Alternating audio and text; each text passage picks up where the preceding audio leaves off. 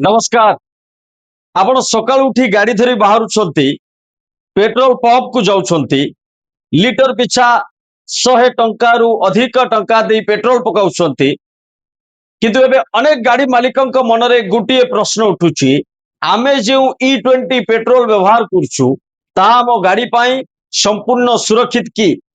एबे E20 petrol को नहीं चर्चा अच्छो, अर्थात से पेट्रोल जो 20% इथानल मिसा जाए।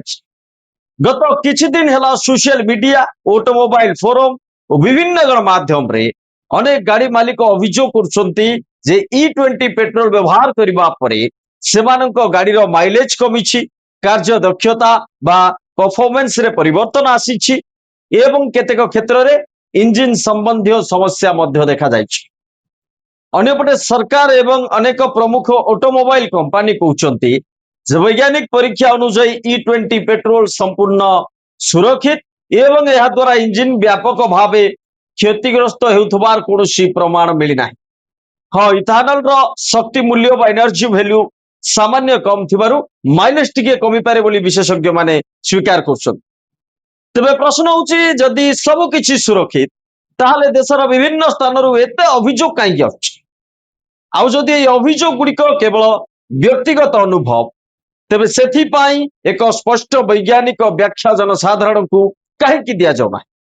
निकट केंद्र मंत्री नितिन गडकरी कहते जे E20 विरोध रे एक प्रो ऑयल इंपोर्ट लॉबी बा जो तेल आमदानीकारी गोष्ठी काम करुछि एवं सोशल मीडिया रे भ्रम प्रचार करा जाउछि।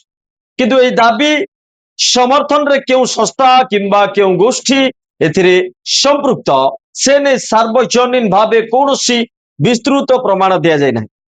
एठी एक बड़ प्रश्न उठुची, ईवी गाड़ी आसला बेले कहीं एभली तो विरोध होउनथला, खाली E20 पेट्रोल द्वारा कहां एमती कोन नष्टि बा क्षति हो जाउची जे सरकार को बदनाम करबा को से चेष्टा करछि।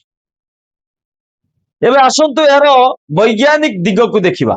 इथानल एक प्रकार अल्कोहल जहा वायुमंडल आर्द्रता बा पानी शोषि पारे। दीर्घ समय धरी गाड़ी बंद रहिले केतेक परिस्थिति रे फेज सेपरेशन अर्थात पेट्रोल और इथानल पानीर स्तर अलगा हो जाई पारे बोली वैज्ञानिक अध्ययन रे उल्लेख अछि। तेबे यह सबु गाड़ी रे किंबा सबु परिस्थिति रे घटे बोली कुआ जाई परिबो ना।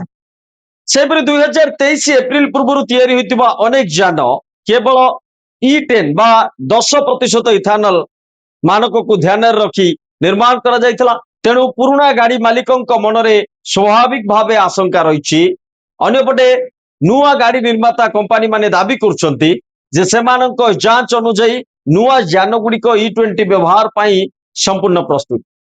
एही समग्र विवाद सबुठु जरूरी कथा होउची स्वच्छता बा ट्रांसपेरेंसी। जदि लोकंक अभियोग भूल तेबे ताहार वैज्ञानिक प्रमाण और सचेतनता सामना को आसीबा उचित। आउ जदि कोनोसी वास्तव समस्या अछि तेबे तार समाधान एवं स्पष्ट निर्देशिका बा गाइडलाइंस मध्य लोकन को मिलिबा दरकार।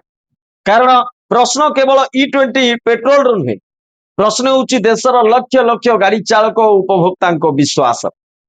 आपण कहंतु आपण आपणक गाड़ी रे E20 पेट्रोल व्यवहार करछंती कि जदि करछंती आपणक गाड़ी रो माइलेज किंबा परफॉर्मेंस रे कोनोसी परिवर्तन अनुभव करुछंती कि? आपणक अभिज्ञता कमेंट बॉक्स रे निश्चय जणांती। नमस्कार।